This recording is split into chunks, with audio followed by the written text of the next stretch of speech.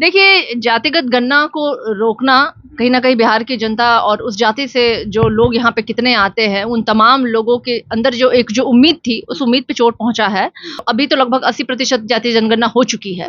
तो मुझे लगता है कि वो भी अगर सामने आ गया, तो मुझे लगता है कि हमारे भारतीय जन हाँ, डाटा लीक कराने पे रोक लगा दी गई, लेकिन अगर ये 80% तो ऑलमोस्ट हो गई है, 20% ही बाकी थी, लेकिन उस पे अगर रोक लगी है, तो हम निश्चित रूप से सुप्रीम कोर्ट की ओर मूव करेंगे। देखिए, भारतीय जनता पार्टी दो मुहे सांप की समान होती है, वो किस ओर चलेगी, किधर से डसेगी, कोई नहीं जानता। पहले तो वो समर्थन में थे, बाद में उन्होंने इसका विरोध किया। जब राज्य सरकार अपने खर्चे पे चला रही थी, तो वो लोगों को लगा करके इसके खिलाफ जो है उन्होंने केस भी दायर करवाया।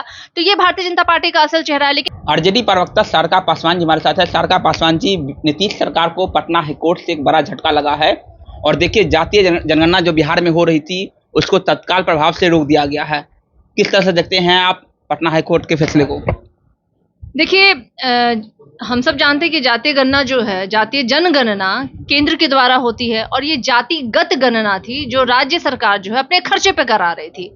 हम सब ने देखा कि भारतीय जनता पार्टी जो है पहले तो साथ में थी जातीय जनगणना को लेकर के, फिर अचानक ही उसने मतलब अपना दो कहते हैं ना डुअल जो चेहरा है वो बार-बार दिखा रही है। लेकिन अफसोस है कि हमारी ये कोशिश थी, राज्य सरकार ये चाहती थी कि जातिगत गणना के बाद एक सही आंकड़े प्रत्येक जातियों के आए, ताकि एक सही प्लेटफॉर्म पे उनके लिए एक कार्यक्रम में निर्धारित की जा सके, ताकि पीछे हर जो एक जाति जो है उस तक सरकारी लाभ पहुंचाया जा सके। लेकिन दुर्भाग्य है, लेकिन हाईकोर्ट का अगर ये फैसला है तो निश्चित रूप से हाईकोर्ट के ऊपर भी सुप्रीम कोर्ट है।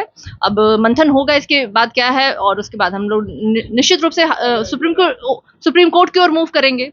पहले तो बीजेपी सपोर्ट कर रही थी आप लोगों को जब सरकार में थी, लेकिन उसके बाद आते ही बयान जो है बदलने लगे, कहीं ना कहीं विरोध में हो गए जातीय जनगणना के। क्या कहेंगे? देखिए, भारतीय जनता पार्टी हमेशा ही जो है ना इस तरह की चाल करते रहती है, दो मुहे सांप की समान होती है। वो किस ओर चलेगी, किधर से डसेगी, कोई नहीं जानता। पहले तो वो समर्थन में थे, बाद में उन्होंने इसका विरोध किया। जब राज्य सरकार अपने खर्चे पे चला रही थी, तो वो लोगों को लगा करके इसके खिलाफ जो है उन्होंने केस भी दायर करवाया।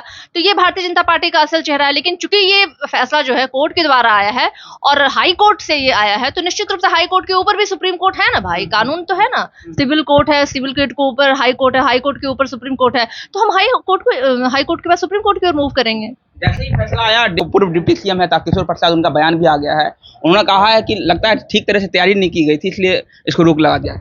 देखिए, जातिगत गणना को रोकना कहीं न कहीं बिहार की जनता और उस जाति से जो लोग यहाँ पे कितने आते हैं, उन तमाम लोगों के अंदर जो उम्मीद थी, उस उम्मीद पे चोट पहुँचा है। और हमारी कोशिश रहेगी, हमारी सरकार की कोशिश रहेगी कि इसे हम पुनः जो है सुप्रीम कोर्ट में जा कर के जातिगत गणना को वहाँ से स्वीकृति मिले, और जो अभी तो लगभग 80% जातीय जनगणना हो चुकी है। तो मुझे लगता है कि वो भी अगर सामने आ गया, तो मुझे लगता है कि हमारे भारतीय जन हाँ, डाटा लीक कराने पे रोक लगा दी गई, लेकिन अगर ये 80% तो ऑलमोस्ट हो गई है, 20% ही बाकी थी, लेकिन उस पे अगर रोक लगी है, तो हम निश्चित रूप से सुप्रीम कोर्ट की ओर मूव करेंगे। उसके बाद जो निर्णय होगा।